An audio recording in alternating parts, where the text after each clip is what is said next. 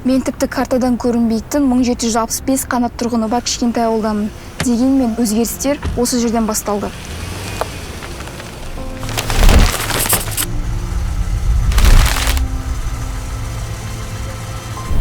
Бұл жерде тіпті аялдама да болған жоқ. Күнделікті жауын-шашын болған күннің өзінде де біз автобусты көшеде күтуге мәжбүр болдық. Одан кейін мен ойладым, неге бұны өзгертіп көрмеске? Менің есім болса, жасым 17-те, Жамбыл ауданы Рүсеркен ауылында тұрамын. Осы жылы мектепті аяқтадым. Бегинет жобасының қатысушысы болып, 24-ші жылы жеңіске жеткеннен кейін менде айқын идея пайда болды. Және де мен сол идеяны соңына дейін жеткізуді алдыма мақсат қойдым. Бұл жай ғана проект болған жоқ, бұл біздің ауылға шынында да қажетті проект болды. Күнделікті мектепке жүздеген балалар барады, және де олар көше өткен сайын ауылда бірнеше ДТП болғаны рас. Және де бұл көз жұма қарайтын мәселе емес. Оны өзге адамдар шешпегендіктен мен бұны өз қолыма аламын деп шештім. Проект реализациясы басталғаннан кейін алғашқы реакциям менде ішінде эмоциялардың бомбасы болды. Шынымды айтсам, сыртқа не көрсетерімді білмедім. Бүткіл әлемге қолымнан келген айтқым келді. Миымда тек қана I did it деген сөздер болды. Ендігіде бұл аялдама картада берілген дүние ғана емес, бұл балалардың, дүние жүзіндегі барлық балалардың дауысы естілетін жайлы керек. Меніңше, бұдан кейін түйілетін жағдай, әрбір ойға келген дүние шынайы бола алады.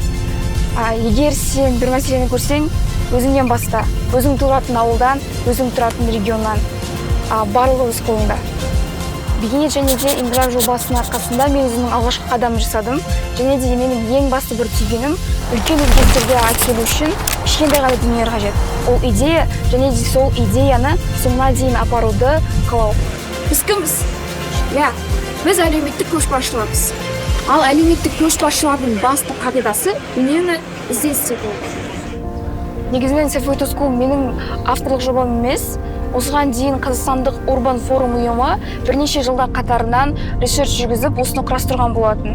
Бегинет жобасының финалына келген кезде біздің 37 қатысушыға әркім өз регионында осыны іске асыруға ұсынған болатын. Соның арқасында мен осы жобаны іске асырдым.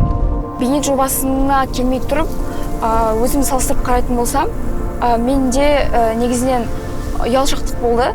Сонымен қатар өзіме деген неке сенімсіздік болды. Кейін келе жоба аясында оқулардан кейін және де зона комфортадан шыққаннан кейін менде өзіме деген сенімділік пайда болды. Және де ешқандай ұялшақтық жоқ. Персонально мен морально жағынан өстім деп айта аламын. Болашақта мен осы әлеуметтік көшбасшылықты жалғастырғым келеді, бірақ қазіргідей емес. Мен үлкен масштабтарға шыққым келеді. Яғни менің әлеуметтік көшбасшы ретінде импактым тек қана ауылға емес, одан да үлкен масштабтарға шықса деп тілеймін.